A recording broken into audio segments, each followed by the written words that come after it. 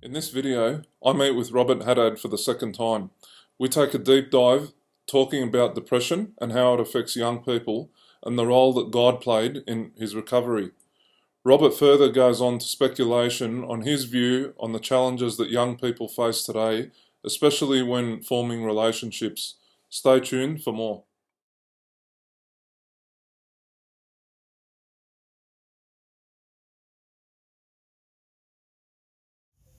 Thanks very much for having me today.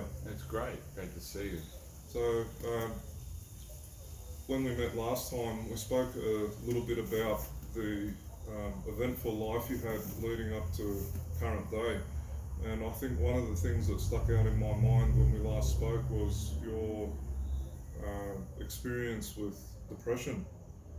And today I'd like to elaborate a little bit more on that and get some more insight into how you dealt with it and perhaps some roadblocks you felt that were in the way, and in hindsight, looking back, perhaps you could have dealt with them a lot better to help yourself. So, specifically, if you were going to guide someone through their experience with depression, what would you say would be something common among all people who have their bouts with it? Well, most people who have depression are people who have gone through a process where they've had some type of crisis, I put in inverted commas. And that is a crisis that could have been gradual over time or more immediate and sudden and have a heavy impact. You see, depression can be chemically based, and I have a bit of that. I know from my doctors over the years that my chief issue was serotonin depletion in the brain, which led to all sorts of conditions in my body and in my head and made me more prone to anxiety and from there to depression. But most depressions are due to people going through a process where they feel they've got a lack of purpose or lack of fulfillment, lack of satisfaction in life. And if I met someone with depression, I'd like to sit with them and explore the background of the last few years of their life and what's led them to where they are now. And then if it is related to,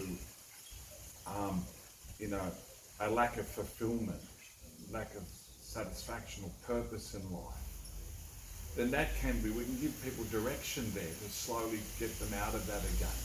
If it's chemically based, well, that can be dealt with by seeing a medical professional and proper prescription, drugs, etc. And again, over time, they can recover. But even in those cases, and my cases are a bit of both. It's a mixture of the chemical imbalances and a crisis, an onset of an issue, a particular issue that made me fall through the floor. Even if it is chemically based, that person still needs to have that light shone in front of them, and they can be attracted to something that gives them meaning, that gives them purpose, that gives them a potential for fulfillment, which is the best way to climb out of a depressed state. How would someone work out if they're suffering from depression as a result of a chemical imbalance, or rather as a result of, say, some behavioural issue?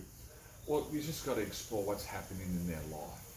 Like, I can look back on my university days, my second episode, which was in 1985.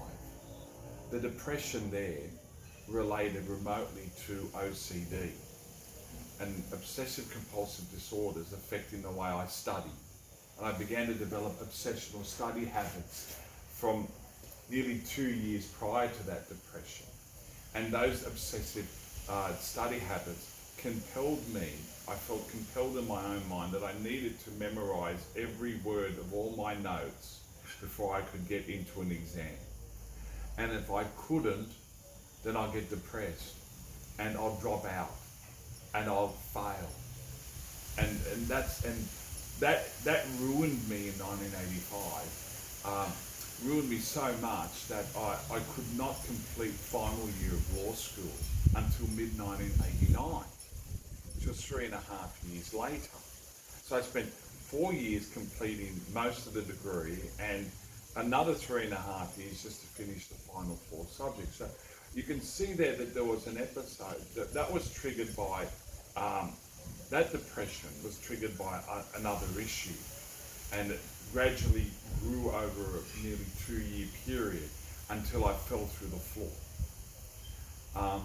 My 4th depression related to, as I said probably in the previous interview, it was a vocations crisis. Again, that was an onset of about 2 years where I began to consider, because of the influence of certain friends, the option of maybe exploring the religious life, a priestly life, in a very conservative or traditional Catholic religious order. And I again fell into an obsession about that. What should I do? Where should I go? What are the options? What's my particular spirituality? Where can I go that would be meeting what I want to do for God and the church, etc.? Were those options available in Australia? Could I leave home? Could I leave Australia? Then things began to fall apart. That option won't work. That option's not an option. That option can't happen.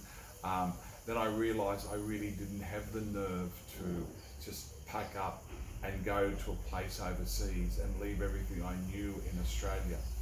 I'd left home also, and I was away from home and living by myself somewhere for 6 months, and that actually accelerated the process to depression. When you're by yourself, when you're not mixing with other people, when you're not talking with other people, you've got too much time for yourself, too much thinking, focusing on yourself and thinking about yourself and your own issues. So that was a crisis. That depression was brought on by a crisis in another area.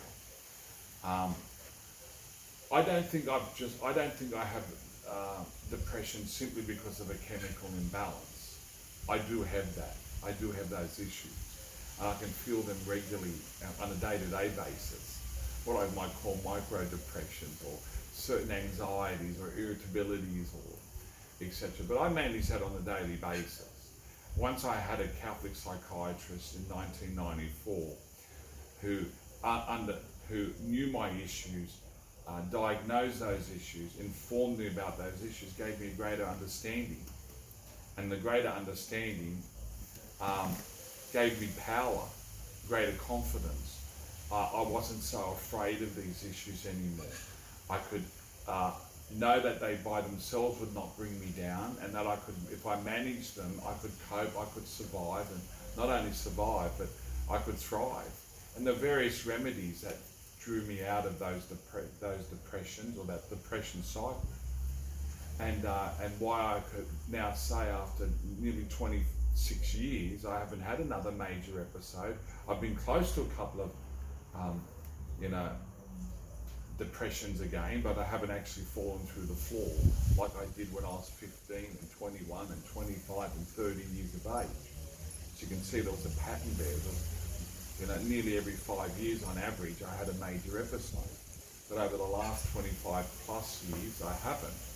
It's because of management, and that management came from knowledge, and that knowledge came from a good Catholic psychiatrist who gave me the confidence, the ability to cope and deal with it on a day-to-day basis.